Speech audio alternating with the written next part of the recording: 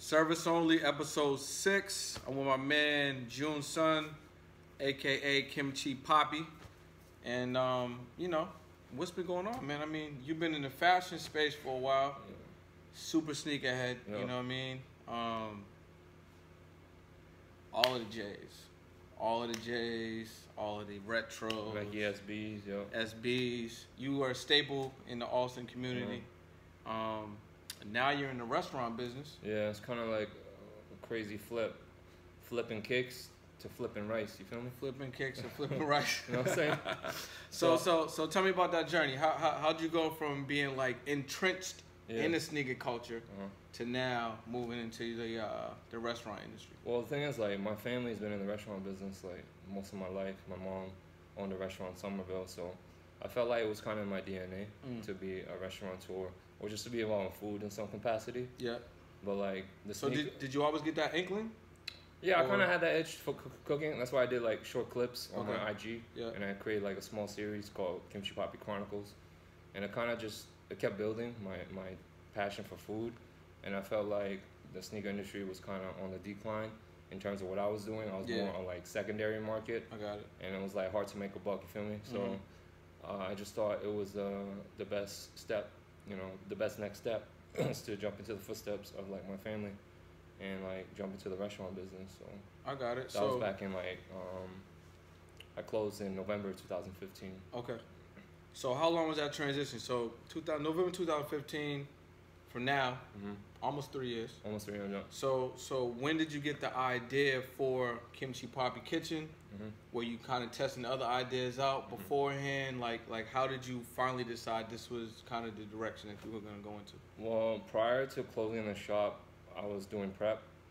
So while I was at the shop, I was always planning, like making business plans, kind of like creating stuff, like conceptualizing dishes, things like that. So it was kind of behind the scenes. And then it finally came into fruition like towards like the fall of that year, 2015. And then I was planning my exit at the Buzzer. Yeah. And then planning my, opening of Kimchipapi Kitchen, which was supposed to be a 3 to 4 month project. It should have been open, 4 months?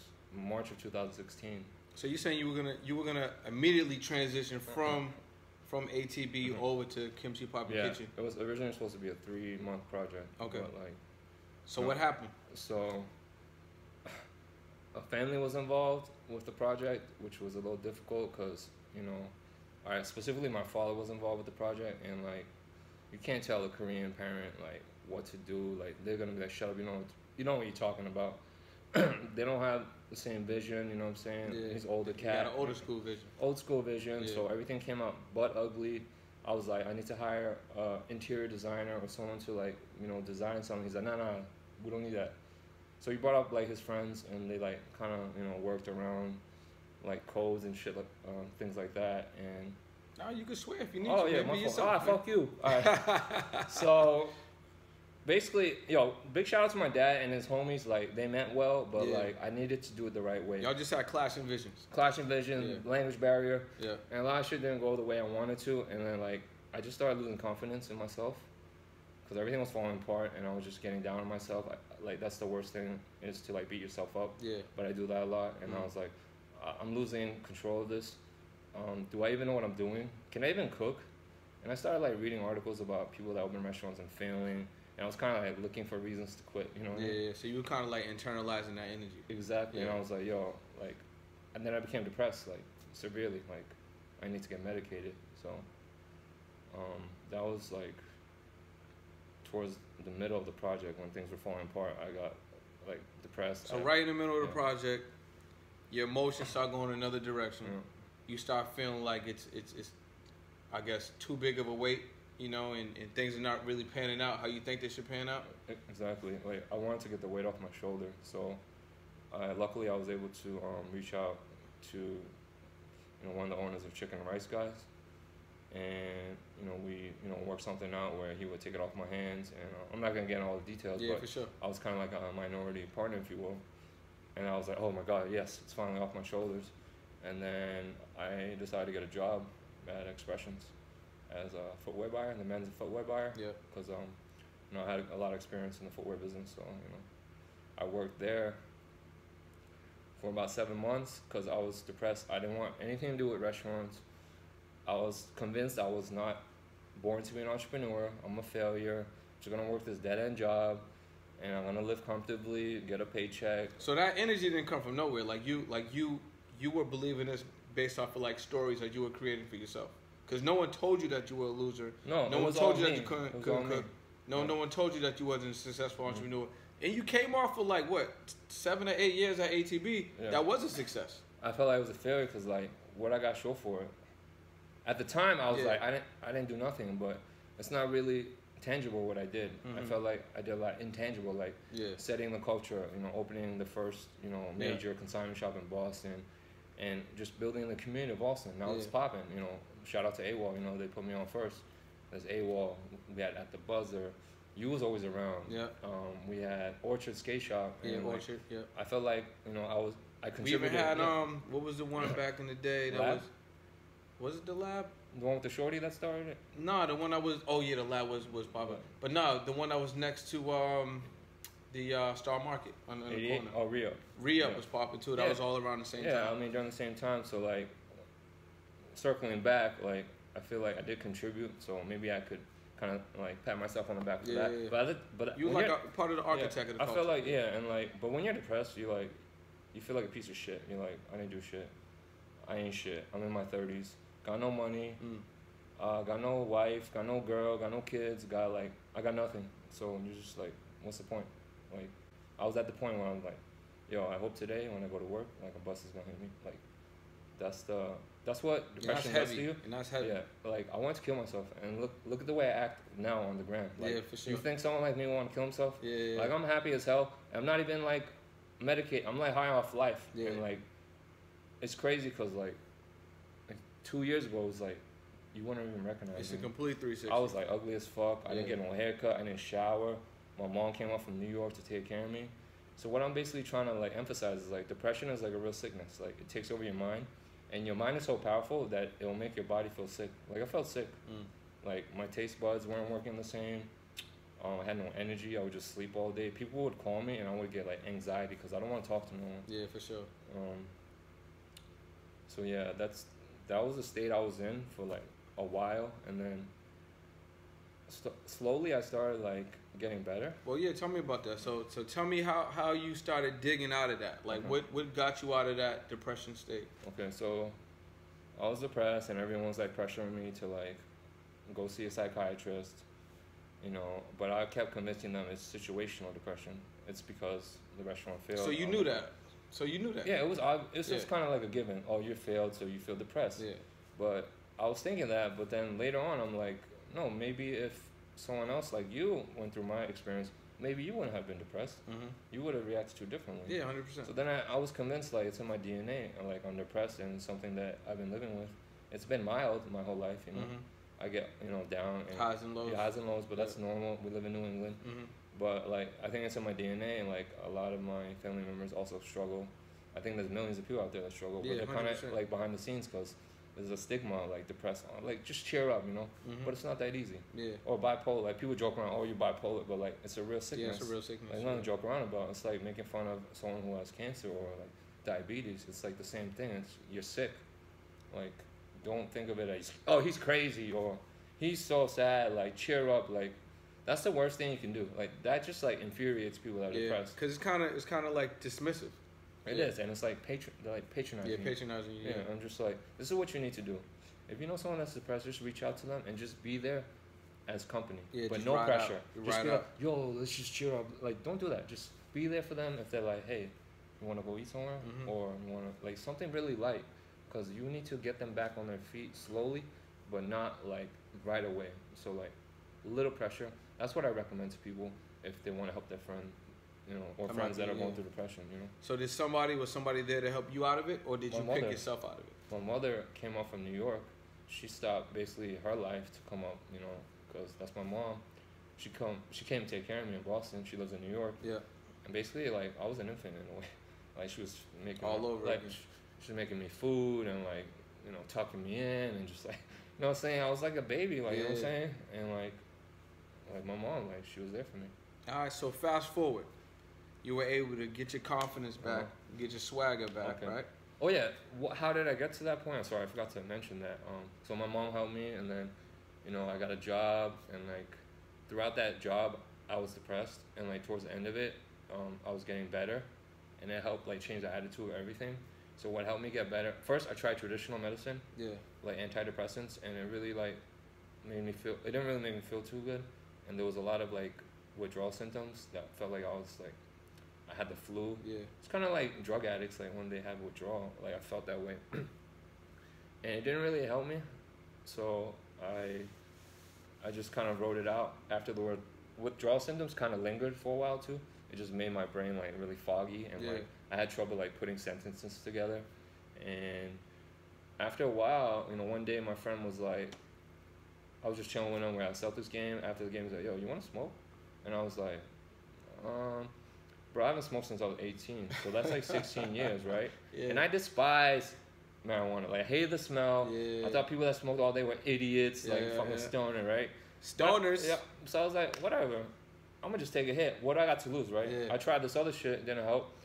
I got nothing to lose, right? So I hit it, and I was like, yo, I had the giggles, and like, I was like, it's making me feel happy, right? Yeah. So I was gonna chase this feeling in a way, right? So the next week I did it again with a good homegirl, and I started to just like, my mind just started opening, you know what I'm saying? I had like a moment of clarity, I guess. Got it. I guess, I don't know, is that applicable? No, that's a real thing, yeah. And I was like, yo, bro, like, I'm not meant to be put in like a cubicle with four managers telling me what to do. Yeah.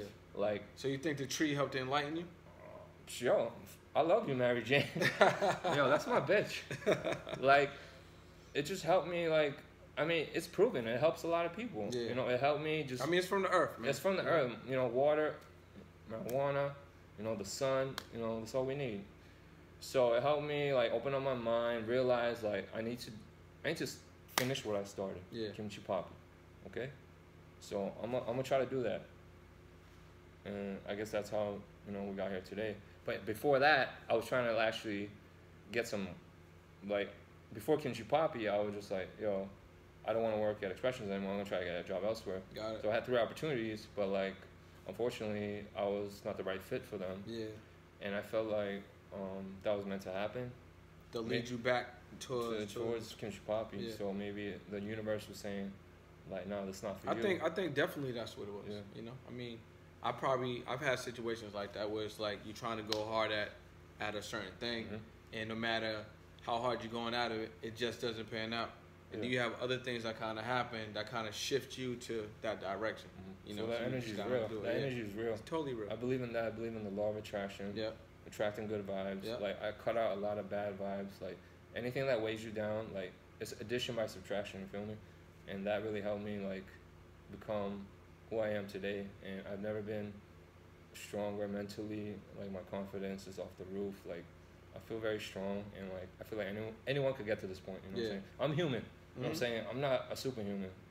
You know, although I feel like one. You know what I'm saying? But anyone can do it. Like, if you're feeling down, if you're struggling, like, just know that I was like in the pits of hell, like wanting to just off myself, and I'm here today, and you wouldn't have known that, right? Not at all. And like, I'm just saying, like, if you're out there, you know what I'm saying? Like, there's hope. You know. But that's definitely good energy you're putting out, and I'm pretty sure like if you can help somebody, like your mom helped you, I mean that it's just full circle. Yeah, I want to what do you call it? Pay it forward, you know. Yeah, pay it forward. Everything I do in life is for the greater good. Like restaurant, I want to be transparent. I want to try to make fresh food as much as I can, and any money I make, I want to reinvest, you know, in the business and make it bigger. Because with money, you could use that as like a tool, you know. Yeah, that's all it is. Others, it's a vehicle. Yeah, it's a vehicle. I want to help the community, you know. I want to host toy drives. I want to give back because at the end of the day, it's about the future, you know, the kids. You know what I'm saying? I don't have my own kids, but like, you know, I think children are important. And like, we should invest more in them, you know. And that's why I'm doing it for the kids. Kimchipapi cares for the kids. So tell us about Kimchipapi Kitchen. What can people expect when you open up? Mm-hmm. What's the food gonna be like? Okay. What's the ambiance gonna be like? Okay. Share what you can share without giving so much away. All right, I can't share too much because my homeboy Eater, All right. Terrence, he's gonna be like, yo, what the fuck? Shout out. Yo, what up? Shout out to Eater. Shout out to Terrence. Austin Rats. Austin Rats, what's good? I can't tell you as much as him because he's gonna trip. So that's cool. I'm gonna tell you the same shit. Yeah. Right? Everyone's been asking me, yo, when you open? And I'm just like, I don't know. So I'm aiming for May, like end of May. But like, so we know we got a holiday coming up.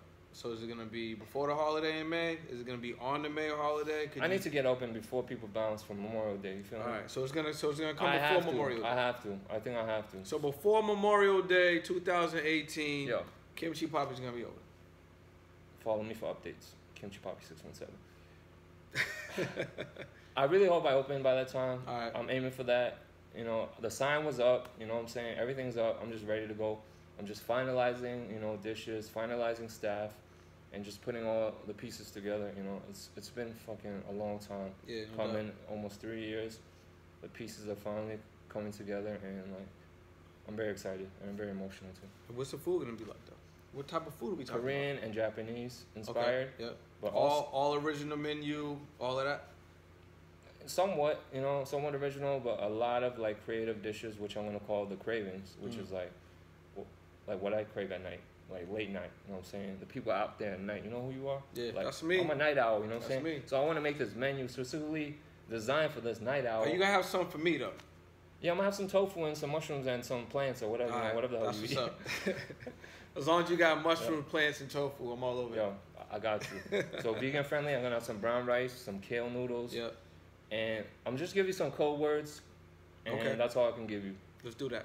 Glory bowls, send nudes, toss salads, lube it up.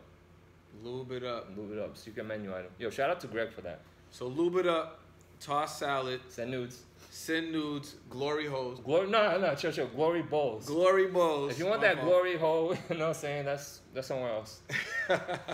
Glory bowls. Glory bowls. Cool. All right, man. So you're gonna be there, back on the Ave. Harvard Ave. Yep, I'm gonna be there. Are you gonna be there every day? I'm gonna be there as much as I can, cause as much as I want people to come for the food, I want them to come for me, because I'm an attention whore, and I want them to come see me. I'll give them a show. I'll dance, Millie Rock, whatever. I'll sing a song, play something on the piano. You know what I'm saying? So that's pretty much saying you could come to Kimchipapi on a Monday. You're going to get a totally different experience if you come on a Tuesday. Yeah, I might sing you a song on Monday. I might play you a song on the piano on Tuesday. And then on Wednesday, I might sell you some kicks. Because, you know, Kimchipapi kicks, Kimchipapi cribs. I got a lot of, like, side things. So you're giving people more than one reason to come by. Exactly. And I want them to have a good experience. And that's all I care about. Yeah, I think that's kind of like what it's all about. Yeah, exactly. I want to light up the city. Like, I feel like the city has a lot of potential, and I don't know, it's been kind of dry. You feel me? Yeah, yeah. And I'm trying to add to that, and because everyone's like Boston's whack, but like no, Boston's not whack. There's good people here, good vibes, and I want to just like kind of jumpstart that in Austin. I'm not saying it's not popping out, but I want to just take a different approach. You know, be more. I don't want to be absent owner. I want to be there actively. You know? Yeah, I think it's dope that you spent so many years on the Ave already, kind of like influencing a certain culture, you know, sneaker culture, fashion culture. Certain people that know that particular space, you know, where ATB was, and kind of know you. And now you had a little bit of time away. Now you're back, brand new project, brand new energy, but it's you again, you know. And now for those people that had the opportunity to get familiar with you when you were at ATB, they get to see a different side of you. You're older, you know, you're expressing your creativity. You're giving them, you know, stuff from the soul, you know, food, the nutrition. And when people come, they're gonna get that experience. You know, you're by doing this restaurant, you're gonna have people come from all over, and they're creating experiences. You know, they're gonna be running into each other. You know, bringing their girlfriends by, bringing their boyfriends by, maybe on business meetings, phone calls. So many different things are gonna be afforded and going to happen now that they have a space to come back and come together. Yeah, I hope I'm able to provide that outlet. It's kind of like a jump start for me. Yeah. Kimchipapi Kitchen, then I want to do some catering. I want to, you know, create my own food line, cuisine. So it's a jump off point for bigger projects, which I have planned. And like you said, like people from at the Buzzer that fuck with me before, they'll see me here, you know, older, mature, on a different, offering a different product, you know. And like that's the most exciting thing for me is kind of reconnecting with the people of Austin. Yeah, I think and like being there, because when I was at the Buzzer, I was pretty much there all the time. And like for me, it's like I want to connect with the people. And I'm just a people's person like you. You're a connector. Yeah. I'm a connector. I just love talking to people. And the most important thing is like I like hearing their stories. You know what I'm saying? Because everyone has a story, you know. So at Kimchipapi, menu-wise, are things gonna change seasonally? Like, are there gonna be you know any surprises that may pop off? Like, what's the vibe gonna be like? Of course. So I'll have like a standard menu, a fixed menu, and then I'll have some seasonal stuff, some weekly stuff, monthly stuff. You know, I gotta really hone down and figure what I want to do, but I think that makes it more exciting. You know, specials, limited time, kind of exclusive kind of things, and I think I'll develop that. You know, as much as I can. You know. So I guess, man, that pretty much wraps it up. But I want to talk to you about touch back on the depression again, and then as far as the restaurant, just ask you, you know, if you can give people one or two reasons why they should come check out Kimchipapi Kitchen. What would that be? So as far as touching on depression again, what message you want to see somebody that could be watching right now that could be feeling some of the emotions that you felt during your journey? Okay. So not everyone deals with things the same, right? But from my experience, don't beat yourself up. Just be around people and just don't isolate yourself. That was the worst thing you can do. Like, I watch TV all day, and that's like the worst thing you can do. Yeah. You didn't get shit done. Like, exercise, call a friend, and like the friends that are out there that have people that know people that are depressed, just listen to me again. Like, don't put too much pressure. Just call them to chill, like mild. You know what I'm saying? So, you know, call a friend, exercise. You know, eat well, and you know, puff a little Mary Jane. See if it helps. What do you got to lose? It might help. Look what it did to me. And look at my fucking hair. Like, look at his hair. I look like a Korean fucking pop star, you know what I'm saying? 2 years ago, I'll be walking down Austin, you wouldn't recognize me. I was overweight. I didn't care how I looked. You didn't even have hair like that. I didn't have like shorties with me, you know what I'm saying? You got shorties with you? Oh yeah, you see all them young, you know, shorties that be around? No, I'm just kidding. I'm just a simp. I'm a simp. No, I'm just kidding. So, all right, so the last thing is... let me touch on the health. Like, yeah, do it. Let's do it. Like, hit that Mary Jane, right? Yeah. Let that help, and then just look for holistic, natural ways. I agree with that. To get back. Like, I agree with that. The last thing you want to do is put some toxins in your body. You know, just do natural, holistic methods. Natural, holistic methods. Do it naturally. Natural, holistic methods. And if I can do it, so can you. It's called Kimchipapi Confidence. Kimchipapi Confidence. Can they purchase that at the kitchen? Not for sale, not for sale. But I will teach it at Kimchipapi class. So is that something? So I want to touch lastly on like what people can expect when they come. Oh yeah. So is that it?